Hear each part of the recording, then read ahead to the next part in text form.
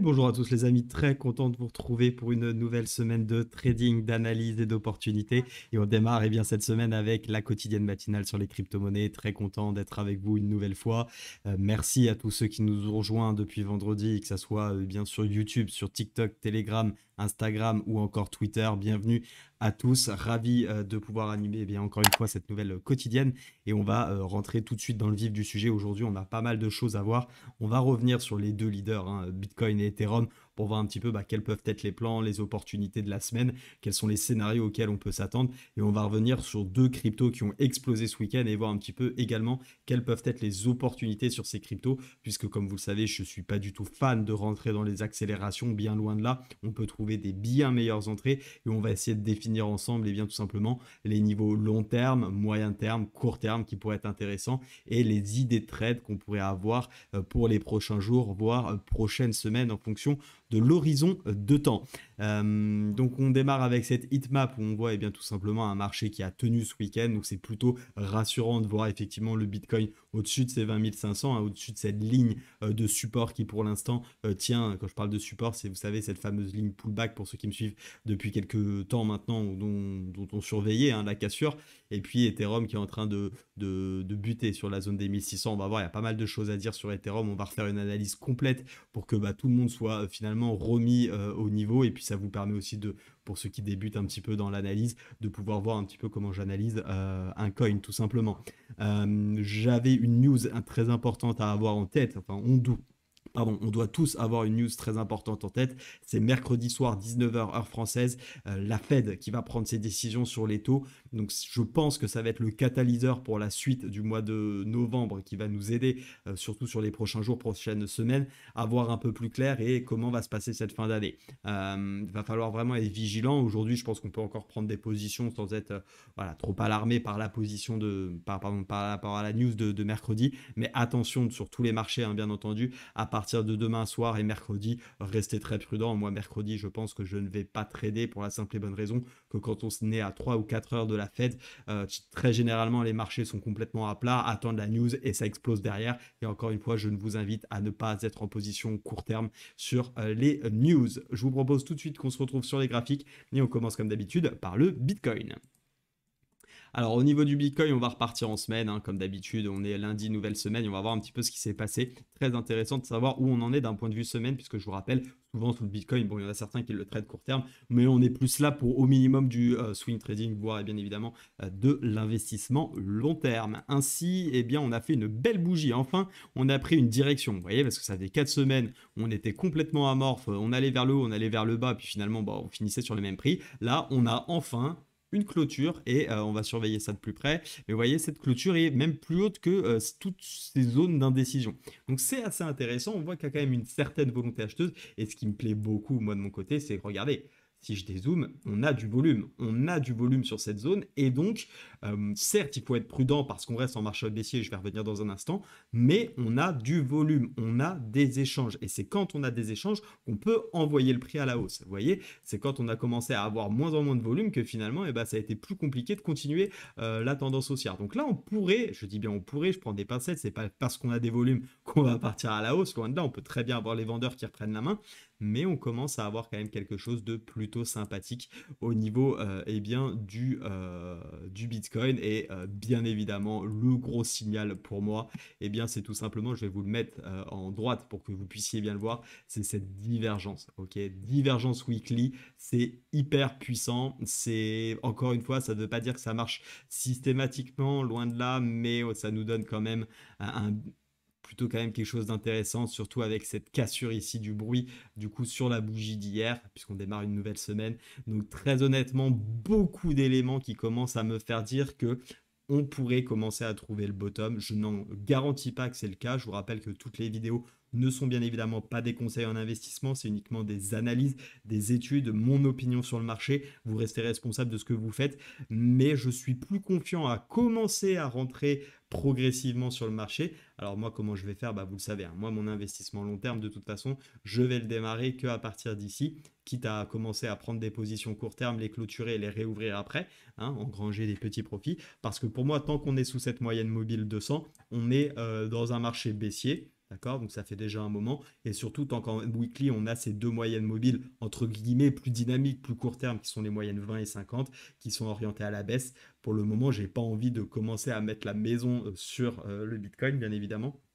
Parce que, eh bien, on a des chances pour le moment de se faire encore recaler. Quand on regarde quand même ce graphique weekly, malgré l'indicateur, malgré tout ce que vous voulez, ce qui parle pour l'instant, c'est les prix. Hein. C'est vraiment la première chose que vous devez regarder. Rien ne retranscrit mieux le marché que les prix. Hein. Ce n'est pas les indicateurs qui dictent le marché. Et donc, on voit bien que pour l'instant, on ne fait pas du tout de plus haut. Et pour moi, pour au minimum tenir, déjà, c'est intéressant qu'on n'ait pas fait de nouveau plus bas par rapport à celui-ci. Mais ce qu'il faut, c'est absolument reprendre ce dernier plus haut pour réimpulser tout simplement une dynamique haussière. Au niveau, eh bien, tout simplement du daily, comme je le disais, on a eu ce petit mouvement très intéressant de cassure, pullback. Pour l'instant, eh bien, on tourne autour de cette zone. J'ai un peu peur que ça dure comme ça pendant 3 jours, enfin, au moins 2 jours, puisque mercredi, on aura la résolution.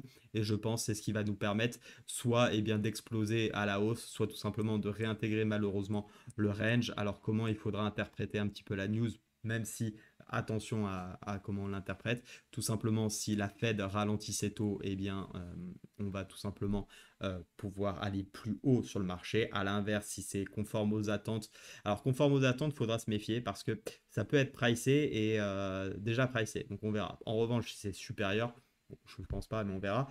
Eh bien, tout simplement, on risque de réintégrer forcément le range. Voilà. Ça, c'est plutôt de l'analyse de comptoir, hein, comme on dit. Moi, ce que je traite, c'est le prix, mais ça me permet quand même d'avoir un scénario potentiel. On va être vigilant. Je pense qu'on va pas mal tourner autour de cette zone. On commence déjà à le voir en 4 heures, hein, pas vraiment de signaux. Ce qu'il faut surveiller, c'est qu'on ne réintègre pas ici le niveau des 20 000, auquel cas on aurait un joli double top, ce qui n'est pas forcément de très bon augure pour la suite. Et puis après, en 1 heure, on voit bien que c'est vraiment complètement latéral. Pour l'instant, on bute sur les 21 000, grosso modo, mais on tient le niveau des 20 000. Donc on est coincé entre les 20 000 et les 21 000 sur une tendance de fond plutôt haussière, hein, comme on l'a dit, sur le très court terme. Voilà pour le Bitcoin. Donc patience et vigilance bien évidemment pour mercredi. Alors Ethereum, on va repartir en weekly. Je vous propose de recommencer un petit peu l'analyse parce qu'il y en a un peu de partout et comme je vous l'ai dit, on est beaucoup, pas mal de personnes nous ont rejoint. Peut-être que toi tu découvres la chaîne aujourd'hui, donc n'hésite pas à t'abonner bien évidemment si le contenu te plaît. Mais c'est important peut-être qu'on redéfinisse ensemble les niveaux pour qu'on y voit un peu plus clair. Alors tout simplement ici, bon, on a le premier niveau de support qui a tenu, c'est cette fameuse zone des 1000, 1800, 1050 à peu près. Et puis bien évidemment, bah, moi la zone qui m'intéresse, c'est qu'on vienne casser cette zone des 2000 ici, qui est vraiment la zone hyper importante à casser parce que pour le moment, on est coincé dans cette zone. On pourrait même tracer une sorte de mini triangle de compression. Bon, c'est un petit peu gourmand que de faire ça, mais on voit bien cette moyenne mobile 200 plate, donc ça veut dire que sur le long terme, on est complètement indécis, d'accord? On ne sait pas si on va aller vers le haut ou vers le bas.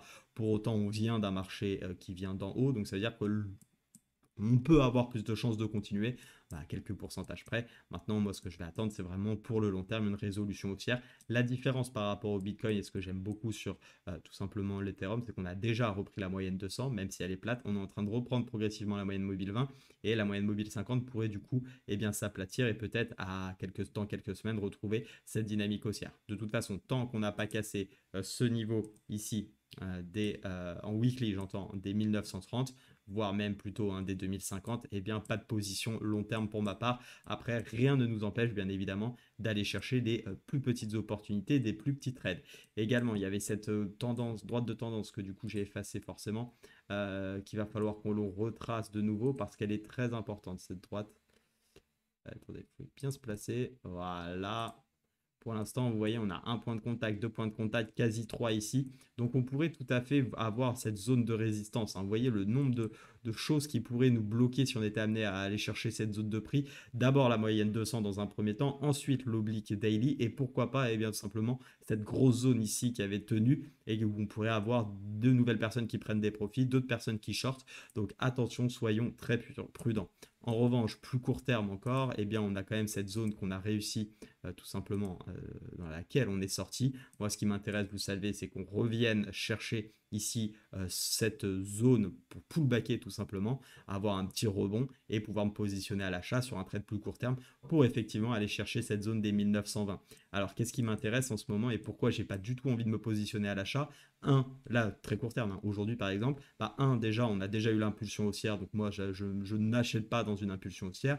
2, même si elle n'est pas validée, je la surveille, on a une divergence, ok, en cours et je vais vous montrer d'ailleurs sur quelle zone. Attention, elle est en cours, ça ne veut pas dire qu'elle est validée, ça ne veut pas dire qu'il faut se mettre à shorter, bien évidemment. Mais si en clôture, par exemple ce soir, eh bien, on a le RSI qui viendra clôturer sous bien cette ligne des 64,82, tout simplement, on aura une divergence validée. Et pourquoi cette zone elle est intéressante? Bah, regardez bien, c'est tout simplement la zone que j'appelle moi de polarité. Alors je vais la mettre dans une autre couleur parce que c'est un niveau daily. Pardon, excusez-moi. Tac, tac, double clic, on y va. On va se mettre en daily, mais ça se trouve c'est déjà rouge. Alors je vais la mettre en 4 heures, peu importe. Voilà, cette zone verte, vous voyez où on avait fait résistance, résistance, résistance, on casse support, on se réappuie support, on casse. Bon, ici, ça travaille, ça finit par recasser, on recasse, et là, on est en train de diverger sur une zone du coup de polarité, c'est-à-dire qu'il alterne support et résistance, donc on pourrait effectivement avoir un repli ici. Généralement, vous savez ce que je vais chercher quand on a des divergences, c'est tout simplement les 50% de retracement de Fibonacci, et comme quoi les choses sont plutôt bien faites, c'est à peu près cette zone ici, des 1400, où on voit les moyennes 20, 50 qui sont actuellement, alors bien évidemment, elles risquent de monter encore un petit peu, mais c'est également la zone de pullback qu'on pourrait avoir ici, donc pourquoi pas avoir un excès sur les 0,5, même chercher les 0,618 pour être honnête, hein. Il faudra se méfier si on met un stop loss à bien être en dessous, je pense qu'il faudra se positionner sur les 1319, hein, sous la bougie qui a cassé ce range, et on aura du coup une très bonne opportunité à ce moment-là. Quand on va regarder en 4 heures, voyons voir un petit peu ce qui se passe, bah, vous voyez, très très belle divergence 4 heures pour le coup. Alors moi j'aime pas trop parce que le bruit est un peu bas, c'est-à-dire que ici, puis elle ne serait pas validée, mais on voit bien tout de même quand même que le prix monte tandis que le RSI descend. C'est pas le type de divergence que j'aime trader, mais ça n'empêche qu'on voit qu'il y a une perte du mouvement en tout cas. Après, c'est sûr qu'on était ce week-end aussi, donc méfions-nous. Et en 1 heure, bon, pour l'instant, ça continue de monter, ça tient, donc c'est plutôt intéressant. Bien évidemment, il faut que la divergence daily se valide avant de parler de réelle divergence, mais ça reste très intéressant de l'avoir en tête et j'attendrai vraiment un repli sur Ethereum. Ensuite, on va aller voir le Dogecoin. Quelle poussée, les amis, sur le Doge. C'était vraiment waouh! Waouh, waouh, waouh. Et quoi qu'on en dise, le Doge, hein, je veux toujours pareil, je n'analyse pas le fondamental, je sais tout ce qu'on peut entendre autour du Dogecoin. Enfin, en même temps, j'entends les mêmes conneries sur d'autres projets et pourtant tout le monde s'alerte sur le Doge. Finalement, c'est pas pire qu'un autre. Après, chacun fait ce qu'il veut sur le Dogecoin, bien évidemment. Moi, ce qui m'intéresse, c'est d'aller voir en weekly. Et je suis désolé, mais en weekly, c'est magnifique. Ok, cette zone-là, c'est même cette zone ici, moi je préfère, on l'a éclaté et on a du coup un W qui annonce un potentiel retournement de tendance sur le Dogecoin. Et où est-ce qu'on s'est arrêté? On s'est arrêté à peu près sur cette zone, vous voyez, où ça avait été travaillé, le W, et on pourrait tout à fait repartir à la hausse. Et le Dogecoin, attention, malgré ce qu'on en dise, ça peut exploser. Tout dépend si vous êtes là pour investir sur le fondamental ou qui peut être aussi une raison d'investissement, hein. J'ai rien contre le Dogecoin pour ma part. Moi, je m'en fous, je traite que les prix. Mais en tout cas, ici, très intéressant ce W, bien évidemment, et c'est la zone que je vais attendre. Je vais attendre qu'on replie. Alors, c'est pas parce qu'on a fait cette poussée qu'automatiquement, on peut pas y revenir. Je pense que vous avez tous compris avec ce qui s'est passé les mois précédents, hein. On s'est dit, Bitcoin jamais reviendra aux 20 000, ah bah, il a été à 18 000. Donc attention, hein, tout peut se passer, il ne faut vraiment pas avoir de biais sur les marchés financiers, il faut trader ce qu'on voit. Et moi, ce qui m'intéresse, c'est cette zone. Si ça continue tout droit, et bah, bon vent au Dogecoin, pardon. Je ne rentrerai pas dans le Dogecoin, il y aura d'autres opportunités qui vont se manifester. Hein, c'est pas parce que le Dogecoin va faire x10 que vous l'avez pas pris que vous êtes nul, loin de là. Vous avez juste, vous n'êtes pas rentré, vous n'êtes pas exposé aux risques, et ça c'est le plus important. Vous n'avez pas pris des risques déconsidérés, parce que franchement, rentrer là, ça n'a plus, enfin, ça a plus de sens.